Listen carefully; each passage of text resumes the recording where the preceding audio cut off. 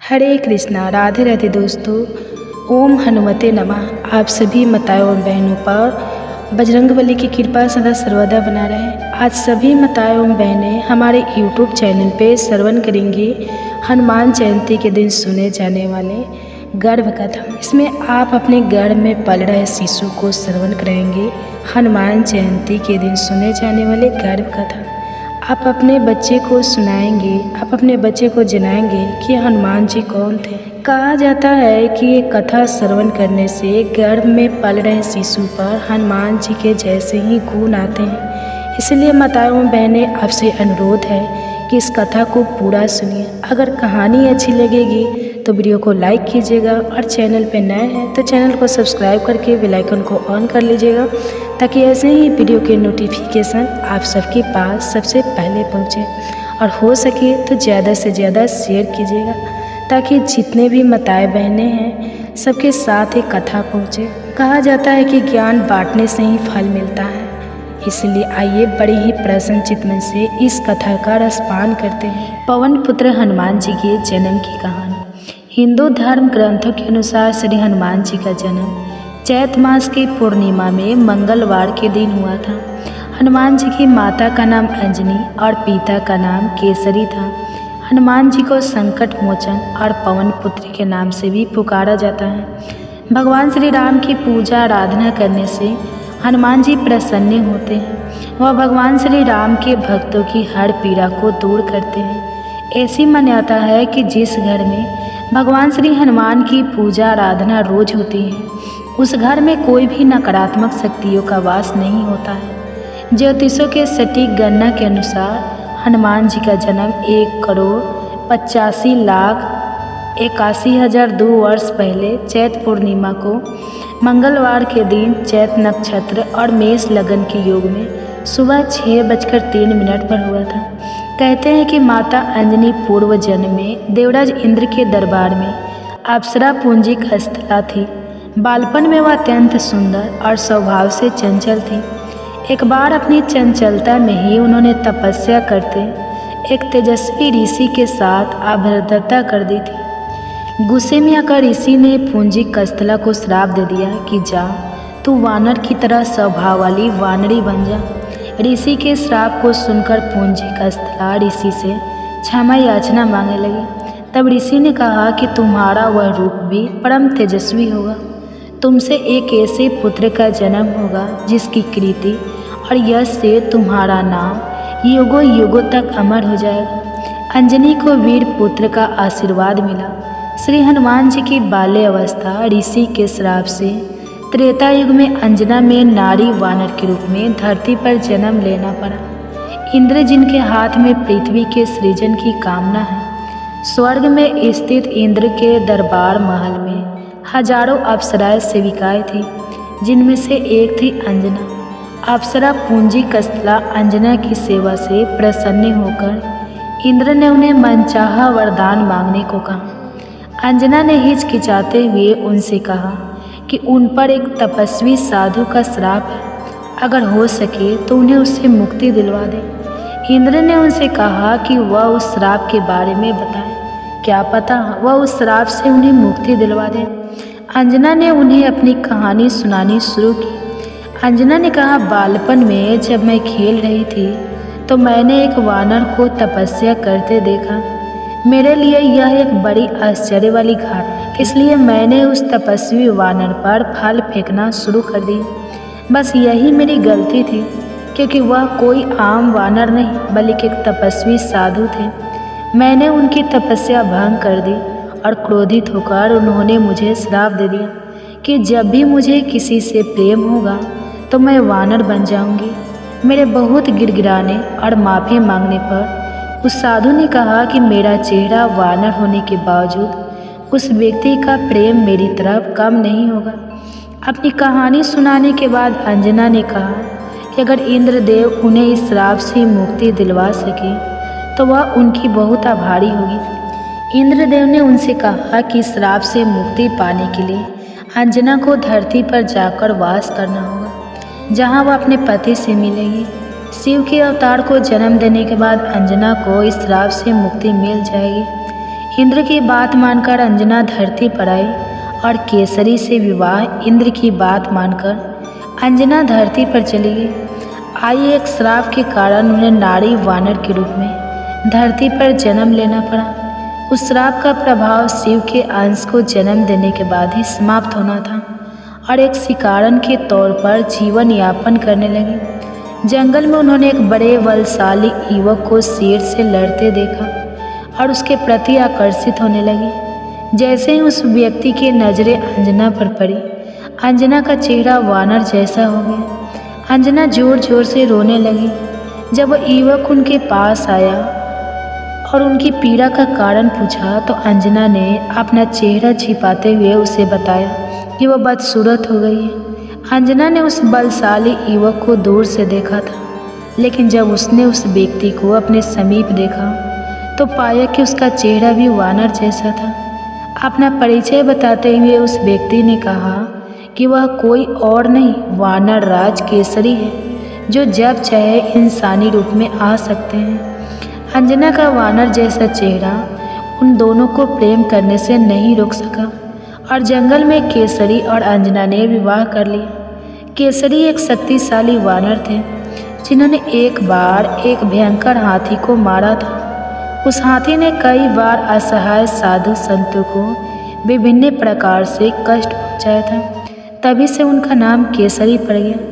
केसरी का अर्थ होता है सिंह। उन्हें कुंजर सुदान हाथी को मारने वाला के नाम से भी जाना जाता है। पंपा सरोवर अंजना और मृतंग ऋषि पुराणों में कथा है कि केसरी और अंजना ने विवाह कर लिया पर संतान सुख से वंचित थे। अंजना अपनी इस पीड़ा को लेकर मतंग ऋषि के पास गई। तब मतंग ऋषि ने उनसे कहा, पंपा कई लोग इसे पंपा सरोवर भी कहते हैं। सरोवर के पूर्व में नरसिंह आश्रम है। उसकी दक्षिण दिशा में नारायण पर्वत पर स्वामी तीर्थ है। वहाँ जाकर उसमें स्नान करके 12 वर्ष तक तप एवं उपवास करने पर तुम्हें पुत्र सुख की प्राप्ति होगी। अंजना को पवन देव का वरदान मतंग रामायण कालीन एक ऋषि थे जो सबरी के गुरु थे। अंजना ने मतंग ऋषि एवं अपने पति केसरी से आज्ञा लेकर तप किया था। 12 वर्ष तक केवल वायु पर ही जीवित रही। एक बार अंजना ने सूच स्नान करके सुंदर वस्त्राभूषण धारण किया। तब वायु देवता ने अंजना की तपस्या से प्रसन्न होकर उस समय पवन देव ने उसके कर्ण रुद्र में प्रवेश कर उसे वरदान दिया कि तेरे यहाँ सूर्य अग्नि एवं सुवर्ण के समान तेजस्वी वेद वेदांगों का ममार्गे विश्व महाबली पुत्र होगा। अंजना को भगवान शिव का वरदान अंजना ने मतंग ऋषि एवं अपने पति केसरी से आज्ञा लेकर नारायण पर्वत पर स्वामी तीर्थ के पास अपने आराध्य शिव की तपस्या में मग्न थी। शिव की आराधना कर रही थी। तपस्या से प्रसन्न होकर शिव ने उन्हें वरदान मांगने को कहा। अंजना ने शिव को कहा कि साधु के श्राप से मुक्ति पाने के लिए उन्हें शिव के अवतार को जन्म देना है, इसलिए शिव बालक के रूप में उनकी कोख से जन्म ले। तथास्तु कहकर शिव अंतर ध्यान हो गए। इस घटना के बाद एक दिन अंजना शिव की आराधना कर रही थी और दूसरी तरफ अयोध्या में डवा वंशी महाराज के पुत्र और अयोध्या के महाराज दशरथ अपनी 3 रानियों के कौशल्या, सुमित्रा और केकई 7 पुत्र रत्न की प्राप्ति के लिए श्रृंगी ऋषि को बुलाकर पुत्र कामेष्टि यज्ञ के साथ यज्ञ कर रहे थे। यज्ञ की पूर्णाहुति पर स्वयं अग्निदेव ने प्रकट होकर श्रृंगी को खीर का एक स्वर्ण पात्र कटोरी दिया और कहा, ऋषि पर यह खीर राजा की 3 रानियों को खिला दो। राजा की इच्छा अवश्य पूर्ण होगी। जिसे 3 रानियों को खिलाना था, लेकिन इस दौरान एक चमत्कारी घटना हुई। एक पक्षी उस खीर की कटोरी में थोड़ा सा खीर अपने पंजों में फंसाकर ले गया और तपस्या में लीन अंजना के हाथ में गिरा दिया। अंजना ने शिव का प्रसाद समझकर उसे ग्रहण कर लिया। हनुमान जी का जन्म त्रेता युग में अंजना के पुत्र के रूप में चैत शुक्ल की पूर्णिमा की महिंसा में हुआ। अन्य कथा अनुसार हनुमान अवतार लंकादहन के संबंध में यही माना जाता है कि सीता की खोज करते हुए लंका पहुँचे और रावण के पुत्र सहित अनेक राक्षसों का अंत कर दिया। तब रावण के पुत्र मेघनाथ ने श्री हनुमान को ब्रह्मा अस्त्र छोड़कर काबू किया और रावण ने श्री हनुमान की पूंछ में आग लगाने का दंड दिया। तब उसी जलती पूंछ से श्री हनुमान ने लंका में आग लगा दी, रावण का दम चूर किया। किंतु पुराणों में लंका दहन के पीछे भी एक और रोचक कथा जुड़ी है, जिसके कारण श्री हनुमान ने पूर्ण से लंका में आग लगाई। श्री हनुमान शिव अवतार है, शिव से ही जुड़ा है यह रोचक प्रसंग। एक बार माता पार्वती की इच्छा पर शिव ने कुबेर से सोने का सुंदर महल का निर्माण करवाया, किंतु रावण इस महल की सुंदरता पर मोहित हो गया। वह ब्राह्मण का वेश रखकर शिव के पास गया। उसने महल में प्रवेश के लिए शिव पार्वती से पूजा कराकर दक्षिणा के रूप में वह महल ही मांग लिया। भक्त को पहचाने शिव ने प्रसन्न होकर वह महल दान दे दिया। दान में महल प्राप्त करने के बाद रावण के मन में विचार आया कि यह महल असल में माता पार्वती के कहने पर बनाया गया, इसलिए उनकी सहमति के बिना यह शुभ नहीं होगा। तब उसने शिव जी से माता पार्वती को भी मांग लिया और भोले भंडारी शिव ने इसे भी स्वीकार कर लिया। जब रावण सोने के महल सहित माँ पार्वती को ले जाने लगा, तब अचंभित और दुखी माता पार्वती ने विष्णु को स्मरण किया और उन्होंने आकर माता की रक्षा की। तब माता पार्वती अप्रसन्न हो गई, तो शिव ने अपनी गलती को मानते हुए माँ पार्वती को वचन दिया कि त्रेता युग में मैं वानर रूप हनुमान का अवतार लूँगा। उस समय तुम मेरी पूंछ बन जाना। जब मैं माता सीता की खोज में इसी सोने के महल यानी लंका जलाऊंगा, तो तुम पूंछ के रूप में लंका को आग लगाकर रावण को दंडित करना।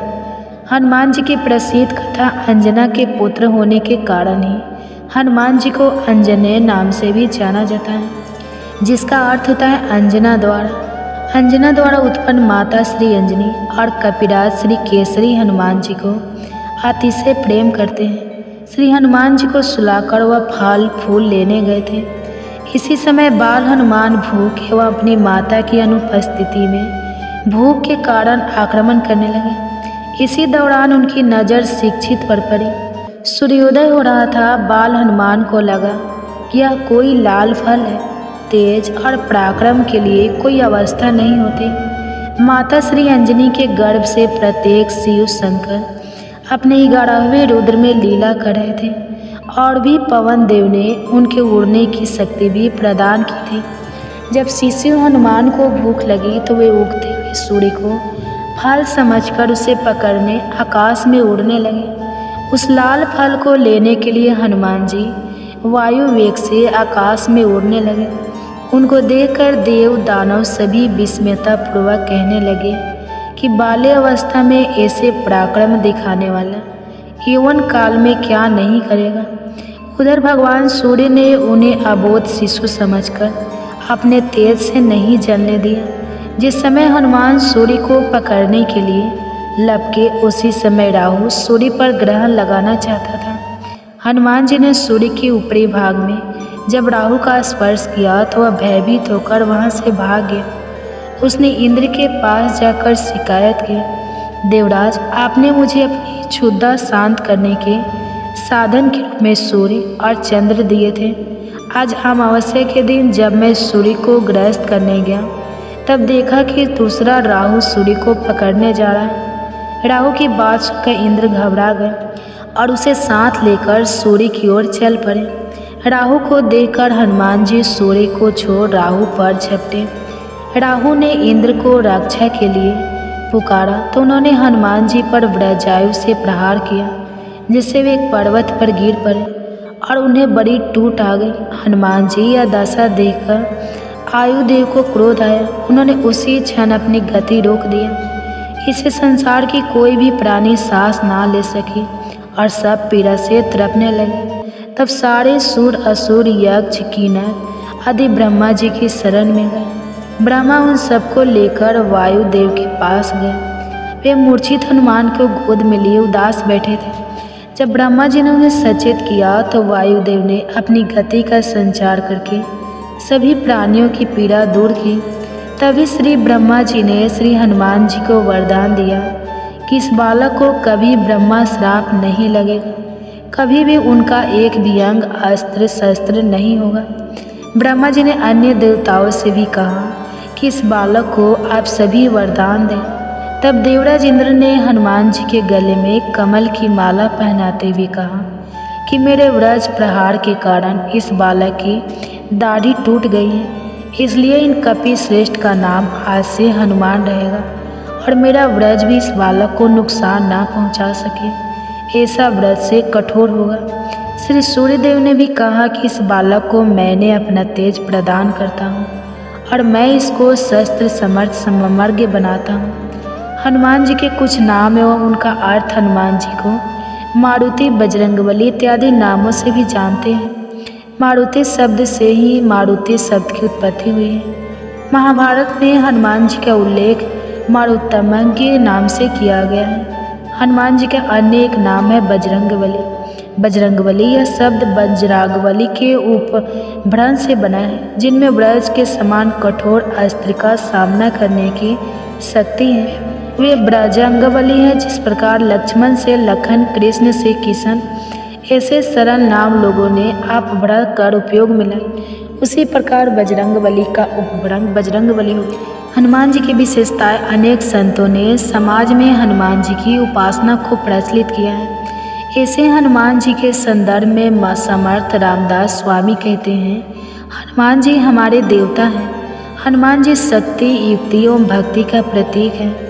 इसलिए समर्थ रामदास स्वामी ने हनुमान जी की उपासना की प्रथा आरंभ की। महाराष्ट्र में उनके द्वारा स्थापित 11 मारुति प्रसिद्ध हैं। साथ ही संत तुलसीदास ने उत्तर भारत में मारुति के अनेक मंदिर स्थापित किए तथा उनकी उपासना दृढ़ की। दक्षिण भारत में मध्वाचार्य को मारुति का अवतार माना जाता है। इनके साथ ही अन्य कई संतों ने अपनी विविध रचनाओं द्वारा समाज के समक्ष मारुति का आदर्श रखा है। एक शक्तिमानता हनुमान जी सर्वशक्तिमान देवता है।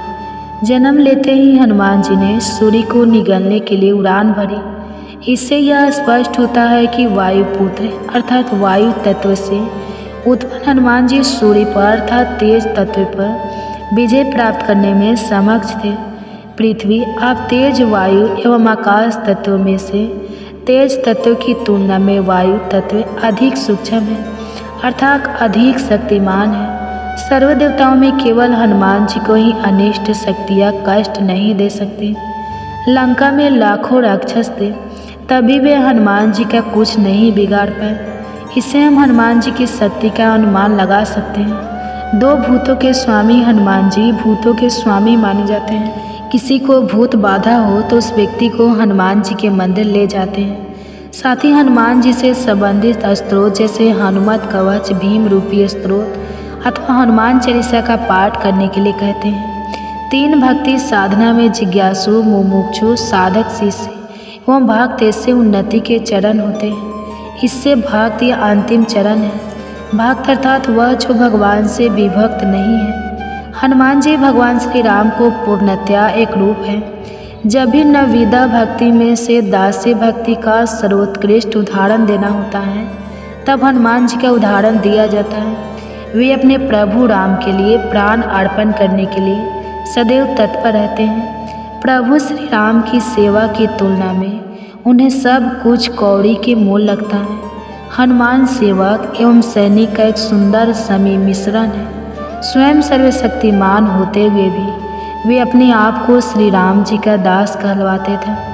उनकी भावना थी कि उनकी शक्ति भी श्री राम जी की ही शक्ति है। मानव अर्थात शक्ति एवं भक्ति का संगम। 4 मनोविज्ञान में निपुण एवं राजनीति में कुशल, अनेक प्रसंगों में सुग्रीव इत्यादि वानर ही नहीं वरन राम भी हनुमान जी से परामर्श करते थे। लंका में प्रथम ही भेंट में हनुमान जी ने सीता के मन में अपने प्रति विश्वास निर्माण किया।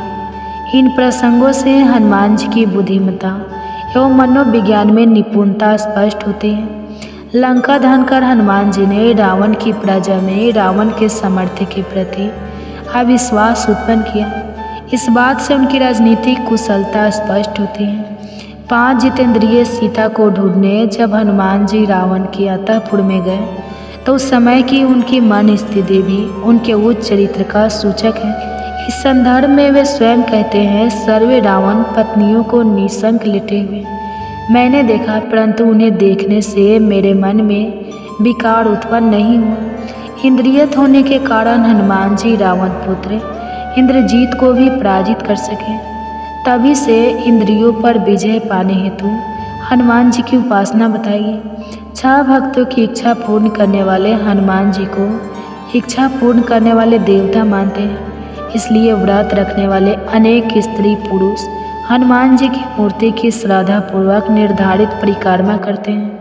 कई लोगों को आश्चर्य होता है कि जब किसी कन्या के विवाह निश्चित ना हो रहा हो तो उसे ब्रह्मचारी हनुमान जी की उपासना करने के लिए कहा जाता है। वास्तव में अत्युत्तम स्तर के देवताओं में ब्रह्मचारी या विवाहित जैसा कोई भेद नहीं होता। ऐसा अंतर मानव निर्मित है। मनोविज्ञान के आधार पर कुछ लोगों की यह गलत धारणा होती है कि सुंदर बलवान पुरुष से विवाह की कामना से कन्याएं हनुमान जी की उपासना करती हैं, परंतु वास्तविक कारण कुछ इस प्रकार है। लगभग 30% व्यक्तियों का विवाह भूत बाधा, जादू टोना इत्यादि अनिष्ट शक्तियों के प्रभाव के कारण नहीं हो पाता। हनुमान जी की उपासना करने से यह कष्ट दूर हो जाते हैं एवं उनका विवाह संभव हो जाता है। साथ हनुमान जन्मोत्सव कैसे मनाया जाता है? हनुमान जयंती का उत्सव संपूर्ण भारत में विविध स्थानों पर धूमधाम से मनाया जाता है। इस दिन प्रातः 4 बजे से ही भक्तजन स्नान कर हनुमान जी के देवालयों में दर्शन के लिए आने लगते हैं। प्रातः 5 बजे से देवालयों में पूजा विधि आरंभ होती है। हनुमान जी की मूर्ति को पंचामृत स्नान करवाकर उनका विधिवत पूजन किया जाता है। सुबह 6 बजे तक अर्थात हनुमान जन्म के समय तक हनुमान जन्म की कथा, भजन कीर्तन आदि का आयोजन किया जाता है।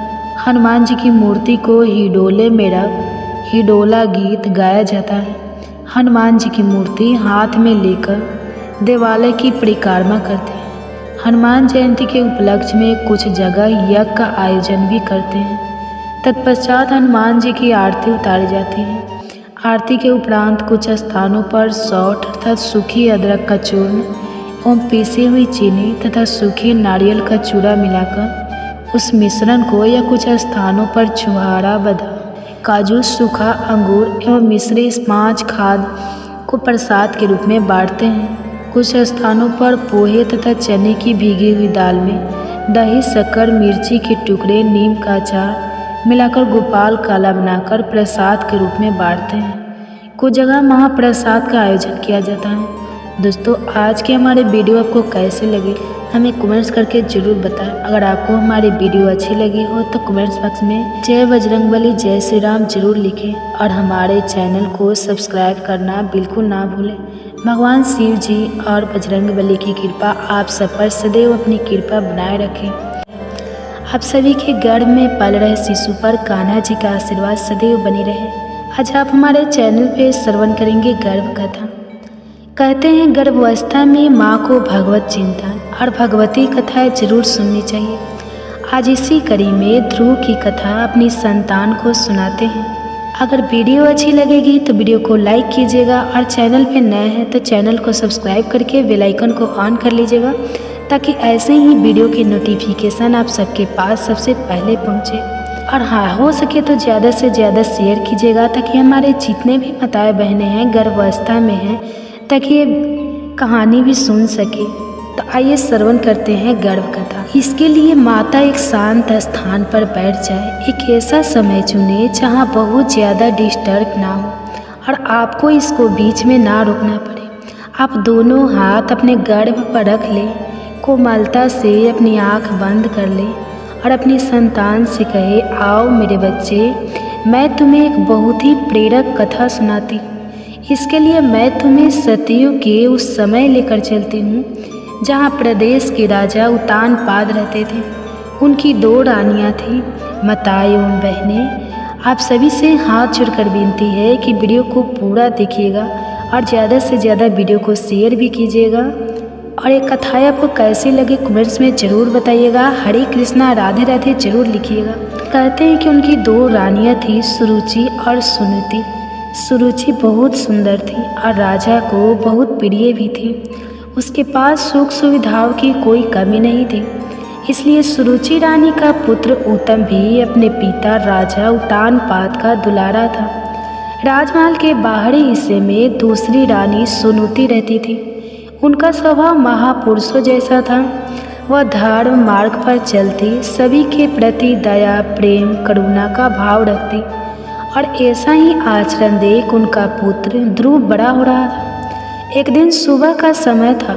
सुबह की लाली धीरे धीरे जाकर भगवान सूर्य का प्रकाश पूरे प्रदेश को प्रकाशित कर रहा था। सभी बच्चे घर के बाहर अपने मित्रों के साथ विभिन्न खेल खेल रहे थे। भीतर राज दरबार सजा हुआ था। राजा उत्तानपाद अपनी प्रिय रानी सुरुचि के साथ सिंहासन पर बैठे थे। वे अपनी गोद में बैठे पुत्र उत्तम को दुलार रहे थे। उसी समय खेलते खेलते ध्रुव भी महल में प्रवेश करता है। पिता को देख उसका मन भी ललचाया। वह अपने पिता की गोद में बैठने के लिए, उनका प्यार पाने के लिए ललायित हो गया। वह भी अपने पिता के पास पहुंचा। उसने अपना हाथ राजा के पैरों पर रखा ही था। वह बैठने का प्रयास कर ही रहा था। राजा भी अपने दूसरे पुत्र को दुलार दे उससे पूर्व ही सुरुचि रानी ने उसका हाथ जोर से झटक दिया। रानी बड़े क्रोध से बोली, तुम अपने पिता की गोद में बैठने लायक नहीं हो। तुम अभागी हो। तुम्हें पूरे जीवन पुण्य करने होंगे ताकि तुम अपना भाग्य बदल पाओ और मेरी कोख से जन्म लेने का सौभाग्य पाओ। तभी तुम पिता का प्रेम और दुलार पा सकते हो। राजा उत्तानपाद को थोड़ा बुरा लगा, पर वे अपनी प्रिय रानी के विरुद्ध जाने का साहस नहीं कर सकते थे। ध्रुव नन्हा सा बालक अपनी सौतेली माँ की बातें ठीक से तो नहीं समझ पा रहा था, पर वह इतना समझ चुका था कि सबके सम्मुख उसका अपमान हो रहा है और उसमें उसके पिता भी उसका साथ नहीं दे रहे। इसलिए रोता बिलखता माँ माँ पुकारता ध्रुव राजमहल के बाहर चला जाता है। पूजा कक्ष में बैठी रानी सुनीति अपने पुत्र की आवाज़ सुनकर कांप गई। वह बाहर भागते हुए गई और अपने बच्चे को सीने से लगा लिया। मन ही मन किसी अप्रिय घटना का सोचकर उसका हृदय भर रहा था। वह धीरे से ध्रुव के दुख का कारण पूछती है। माँ, पिताजी मुझसे बिल्कुल प्यार नहीं करते। वे मुझे अपनी गोद में भी नहीं बिठाते। वे सिर्फ उत्तम को प्यार करते हैं। माँ, ऐसा क्यों? माँ, मैंने क्या नुकसान किया है? उनका क्या मैं इतना बुरा हूँ? माँ, मैं इतना बुरा हूँ? सुनीति ऐसा नहीं कहते बेटा। सुनीति सब समझती थी। फिर उस नन्हे से बालक को कैसे समझाती, क्या बताती कि क्यों उनके पिता ने उन्हें और ध्रुव को इस प्रकार का जीवन दिया है। सुनीति स्थिति को समझते हुए अपने बेटे को कहती है, मेरे बच्चे, तुम्हारे लिए पिता से श्रेष्ठ गोद और उच्च सिंहासन सुरक्षित रखा गया है। तुम्हें संसार के सबसे बड़े राजा की गोद में बैठना है। इस तरह कहकर अपने मंदिर में विराजित भगवान नारायण की तस्वीर दिखाती है। उनकी गोद, भगवान की गोद ध्रुव की आंखों में चमकती, पर वह अभी सिर्फ 6 साल का नन्हा बालक था। माँ के उत्सुक स्वर में पूछता है, माँ, मैं उन तक कैसे पहुँचूँ? कैसे मैं उनकी गोद में बैठूँगा? माँ को भी आज जाने कहाँ से हिम्मत आ रही थी। वह ध्रुव की सभी बातों का स्पष्ट उत्तर दे रही थी। कहती है वह मार्ग श्रेष्ठ है, इसलिए उसे पाना भी थोड़ा मुश्किल है। पर ध्रुव को अब किसी बात का भय नहीं था। उसे तो बस उनकी गोद का इंतजार था। वो अपनी माँ से पूछता है, माँ, अब आप जल्दी बताओ, वह मैं कैसे पा सकता हूँ?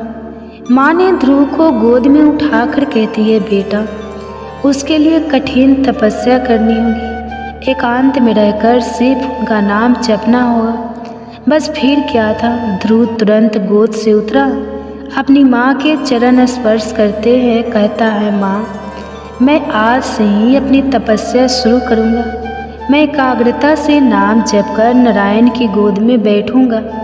माँ, मैं उनकी गोद में बैठकर सबसे पहले तुझे पुकारूंगा। माँ, तू देखना, तेरा बेटा भी सौभाग्यशाली है, वह ब्रह्मांड के राजा की गोद में बैठेगा। माँ कुछ समझ पाती इससे पहले ध्रुव जंगल की ओर जाने लगा। माँ एकदम बिलख पड़ी, भागते हुए ध्रुव के रास्ते में आकर खड़ी हो गई। जिस नन्हे से बच्चे ने राजमहल के बाहर आज तक कदम भी नहीं रखा था, वह जंगल अकेला कैसे जिएगा? क्या यह भी कोई उम्र है उसके जंगल जाने की? रानी फूट फूट कर रोने लगी। ध्रुव नहीं रुका, अपनी माँ को समझाते हुए कहता है, माँ, नारायण को पाना आसान नहीं है, कष्ट तो करनी होगी, तेरा बेटा करेगा। माँ, वह भी सौभाग्यशाली बनेगा। माँ रोए जा रही थी, वह आगे बढ़ता जा रहा था। धीरे धीरे सांझ होने लगी, रात अंधेरी छा रही थी। उसका मन भी डर रहा था, मन कर रहा था फिर से अपनी माँ के आंचल में चला जाए, उसकी गर्माहट पे रोते रोते सो जाए। पर तुरंत उसे अपनी सौतेली माँ के कहे शब्द याद आ रहे थे, इसलिए वह दुगुनी रफ्तार से आगे की ओर बढ़ रहा था। वह कुछ समझ पाता उससे पूर्व ही कुछ स्वर सुनाई दिए, नारायण नारायण। देवर्षि ऋषि नारद भगवान की इच्छा के अनुरूप ही नन्हे ध्रुव का मार्गदर्शन करने आए थे। वे बालक के दर्द को समझ रहे थे, साथ ही उसका भविष्य भी जानते थे, इसलिए उसे उचित स्थान और भगवान का मंत्र सिखा दिया। फिर क्या था, रात के अंधेरे में झुन झुन की आवाज़ के साथ ध्रुव के मंत्र के स्वर भी जंगल में गूंजने लगे। धीरे धीरे ध्रुव अपनी तपस्या में लीन होने लगा। इधर राज दरबार में यह बात आग की तरह फैल गई। हर किसी ने दबी आवाज़ से राजा उत्तानपाद और सुरुचि की निंदा की। राजा उत्तानपाद की भी आंखें अब खुल गई थी। उन्हें अपने मासूम से बेटे का चेहरा ही नजर आ रहा था। उसका हुआ चेहरा देखकर वे भी अंदर से काँप रहे थे। उन्हें लग रहा था कि वास्तव में वे कैसा भयंकर पाप कर बैठे हैं। इधर सुनुति का रो रो कर बुरा हाल था। उसका आखिर राजमहल में अपने पुत्र के अलावा और था ही कौन। वह उसे बार बार याद कर बस रोती जा रहे थे। राजा भी अब अपनी गलती को मानकर ध्रुव को मनाने के लिए जंगल की ओर निकल रहे थे, पर तभी उन्हें पूंजी मिल गए जिन्होंने राजा को रोक दिया। आपका पुत्र कोई साधारण पुत्र नहीं है, वह तेजस्वी बालक सचमुच नारायण की गोद में विराजेगा। आपके और आपके राज्य की कृति को संपूर्ण ब्रह्मांड में फैलाएगा। उसका जन्म इसी हेतु हुआ है, इसलिए हे राजन, आप शक ना करें, बल्कि निश्चिंत रहें, वह जल्दी ही आप सभी के पास लौट आएगा। इधर ध्रुव अपनी तपस्या में लीन था।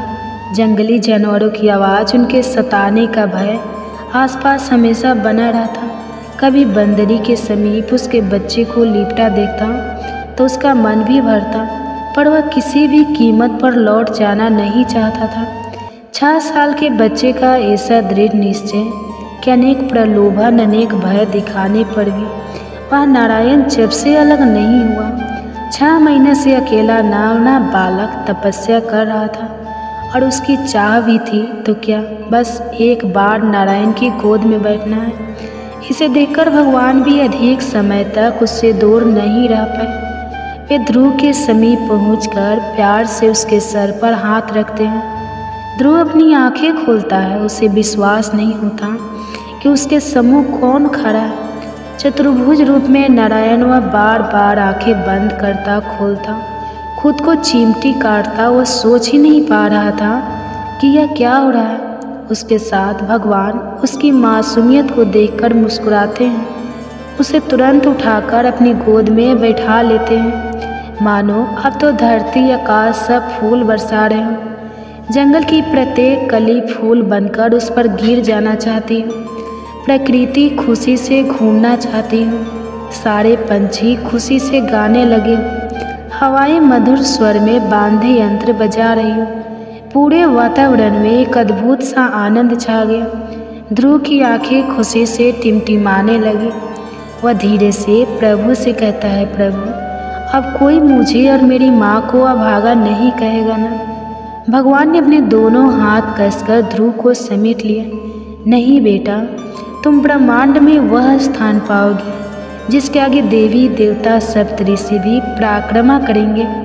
प्रलय काल में भी तुम सुरक्षित रहोगे। तुम्हारी कीर्ति अनंत जन्मों तक फैली रहेगी। हर मनुष्य तुम जैसी संतान की प्राप्ति करना चाहेगा। तुम और तुम्हारी माँ श्रेष्ठ गति को पाओगे। ध्रुव अपने हाथ जोड़ प्रभु को नमन करता है। आज की कथा को यहीं समाप्त करती हूँ। सभी को प्रणाम। जय श्री कृष्णा। बहुत बहुत धन्यवाद। आप सभी के गर्भ में पल रहे शिशु पर कान्हा जी का आशीर्वाद सदैव बनी रहे। आज आप हमारे चैनल पे श्रवण करेंगे गर्भ कथा। हमारे पुराणों में अनेक प्रसिद्ध कथाएं हैं जो मनुष्य को जीवन की सही राह दिखाने में मदद करती हैं। आज ऐसे ही एक संपूर्ण कथा आपको सुनाने जा रही हूँ जिसे गर्भ में संतान सुनकर अनेक शिक्षाओं के साथ प्रसन्नता तो पाएंगे ही, साथ ही माताएं समझ पाएगी कि गर्भकाल की शिक्षा का कितना अधिक महत्व होता है।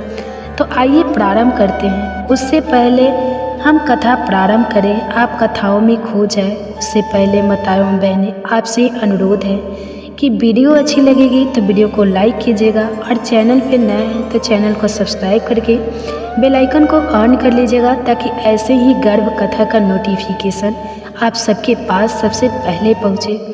और हो सके तो ज़्यादा से ज़्यादा शेयर कीजिएगा। और वीडियो अच्छी लगेगी तो कमेंट्स में हरे कृष्णा राधे राधे जरूर लिखिएगा। तो आइए प्रारंभ करते हैं। जब भगवान ब्रह्मा ने पृथ्वी को समुद्र से बाहर निकाल हिरण्यकश्यप को मारकर पृथ्वी को आतंक से मुक्त किया था, तब उसका भाई हिरण्यकश्यप बहुत गुस्सा हुआ। उसने तय किया कि वह अपने भाई का प्रतिशोध अवश्य लेगा। उसने खुद को अजय और अमर बनाने के लिए हिमालय पर जाकर घोर तपस्या आरंभ की। उसे कठिन तप करता देख इंद्र भी घबराने लगे। उन्होंने दैत्यों की राजधानी पर हमला कर दिया। जब जाना हिरण्यकश्यप की पत्नी गर्भवती है तो उसे भी बंदी बना लिया। सोचा राक्षस का पुत्र राक्षस बनेगा और आगे चलकर हमारे लिए मुश्किल उत्पन्न करेगा। हिरण्यकश्यप वहाँ था नहीं, इसलिए दैत्य हारकर भागने लगे। देवताओं ने दैत्यों की राजधानी लूट ली। इंद्र ने हिरण्यकश्यप की पत्नी क्यादु को बंदी बना ली और स्वर्ग ले जाने लगा। पर तभी रास्ते में देवर्षि नारद मिले। उन्होंने इंद्र से कहा, तुम दैत्य राज की पतिव्रता पत्नी को मत ले जाओ, यह महापाप है। इस पर इंद्र ने अपना उद्देश्य बताया कि जन्म के बाद वह संतान का वध करेगा, फिर देवी क्यादु को भी छोड़ देगा।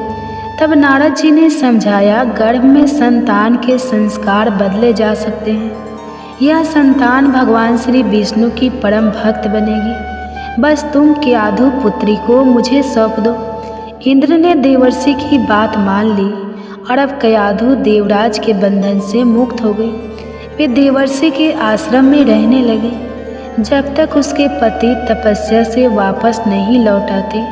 उसके लिए और कोई सुरक्षित जगह थी भी नहीं। देवर्षि उसे अपनी पुत्री की तरह मानते। गर्भस्थ संतान को भगवत भक्ति का उपदेश देते। गर्भ में प्रहलाद भी उन उपदेशों को सुन बड़ा ही आनंदित होता। कुछ वर्षों बाद जब हिरण्यकश्यप वरदान प्राप्त कर लौटा, उसने सभी देवताओं को जीत लिया। सभी लोकपालों को हराकर उनकी सारी संपदा छीन ली। भगवान से उसे विरोध था, इसलिए ऋषियों को परेशान करता यज्ञ रोक दिए। धर्म के खिलाफ खड़ा हो गया। सब तरह सिर्फ उसे ही भगवान के समान पूजने की आज्ञा थी। इधर पुत्र प्रहलाद और पत्नी भी अब उसके पास लौट आए थे।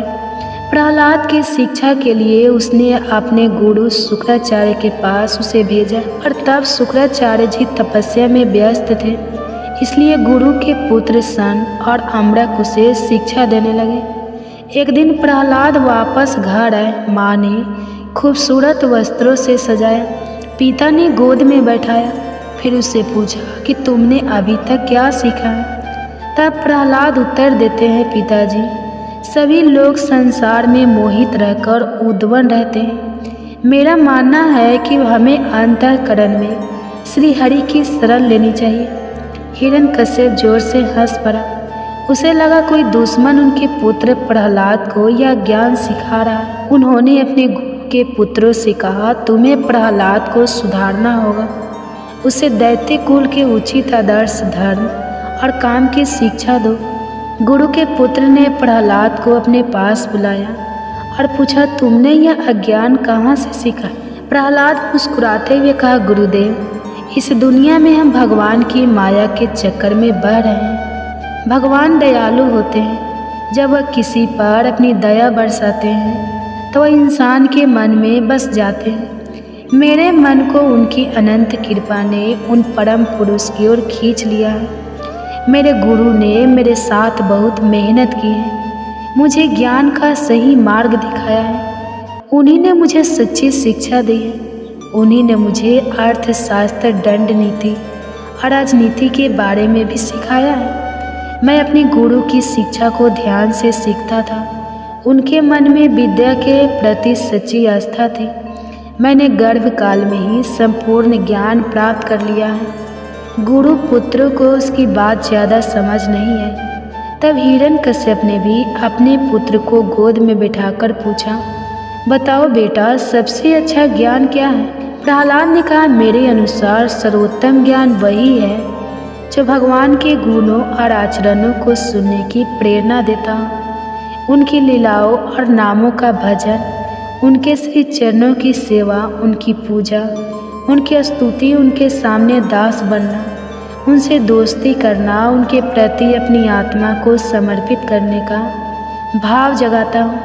मेरे अनुसार इसी का अनुसरण कर हम जीवन में सबसे उत्तम फल प्राप्त कर सकते हैं। हिरण्यकश्यप बहुत क्रोधित हो गया। उन्होंने प्रहलाद को बुरी तरह डांटा और उसे जमीन पर पटक दिया। उनके गुरुकुल के छात्रों ने बताया कि हमने उसे गलत नहीं सिखाया है। प्रहलाद शांति से खड़े रहे, बिना किसी क्रोध के। वे अपने पिता से कहने लगे, पिताजी, आपको गुस्सा नहीं आना चाहिए। गुरु के पुत्रों का भी कोई दोष नहीं है। वे विषयों की वस्तुओं को बार बार उपभोग करके उन्हीं में लगे रहते हैं, पर मैं सच्चे ज्ञान को जानता हूँ।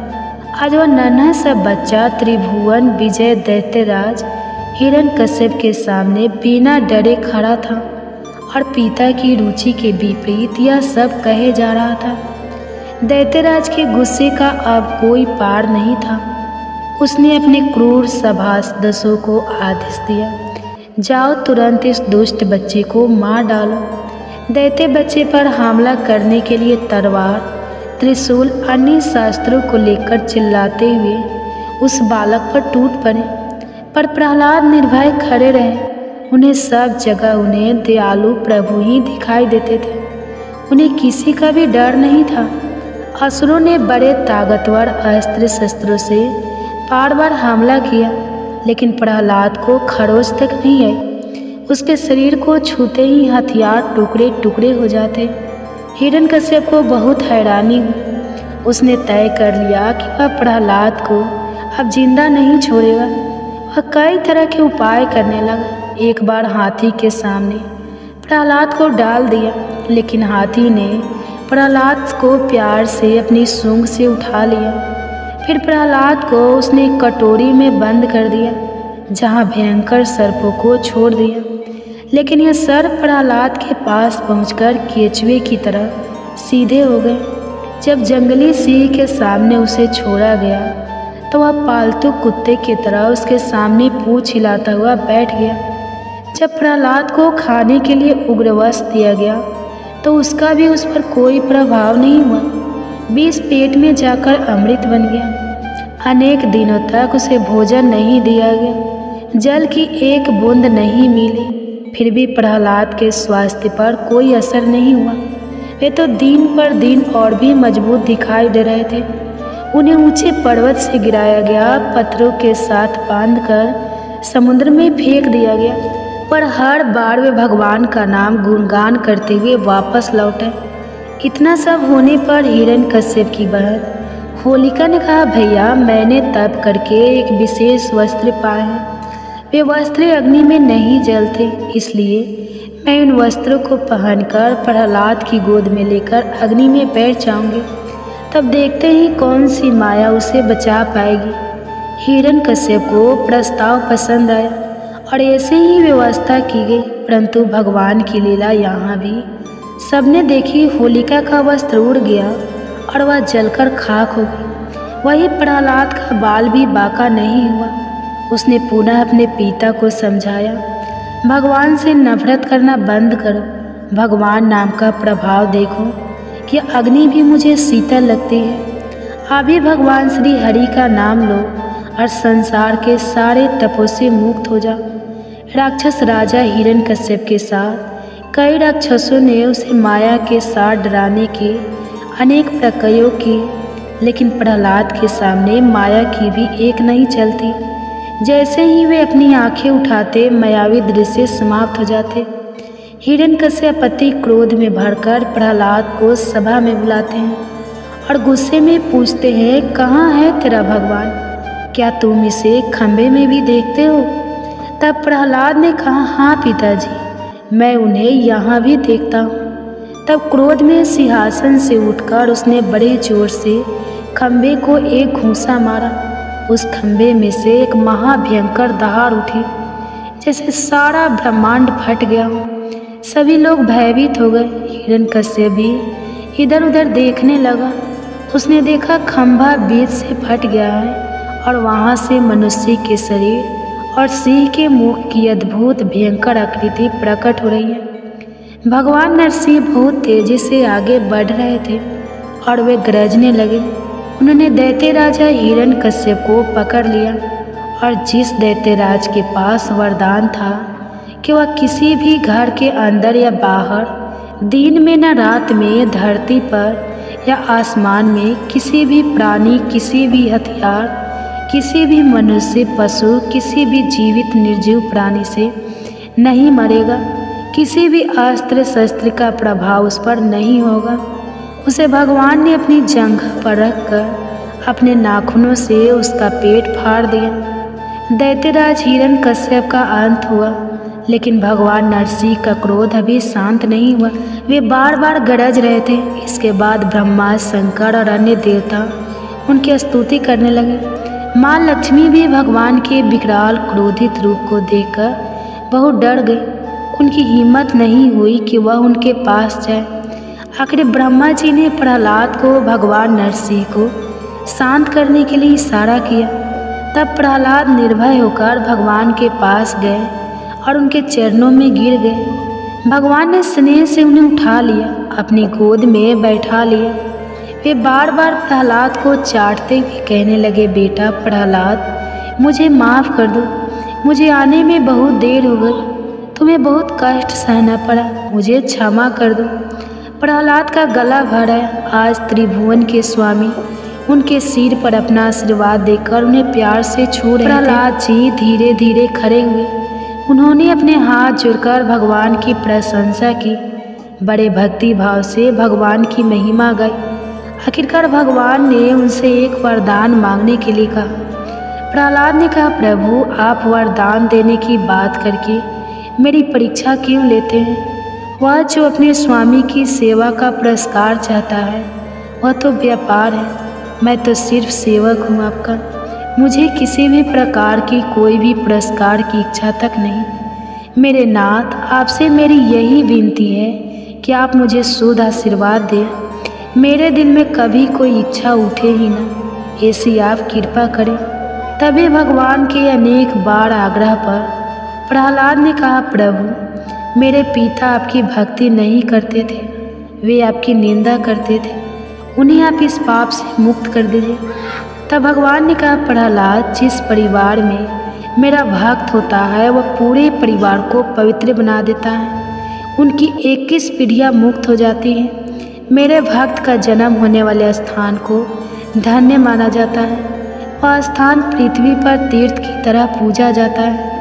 इस प्रकार प्रहलाद भगवान के आशीर्वाद से कृतार्थ हुए। वास्तव में भगवान के अनन्य भक्तों में प्रहलाद का नाम सर्वोपरि माना जाता है। बाल्यकाल भक्ति में भी ध्रुव से ऊपर माना जाता है, क्योंकि ध्रुव की इच्छा थी कि वे भगवान की गोद में, पर प्रहलाद की कभी कोई इच्छा नहीं थी।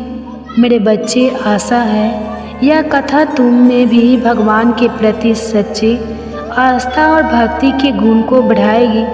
तुम अपने जीवन को एक उद्देश्यपूर्ण और सार्थक रूप से जी पाओगे। यही तुम्हारी माँ की मंगल कामना है। चलो अब तुम आराम करो, आज के लिए इतना ही। ओम शांति शांति शांति, नमो नमः।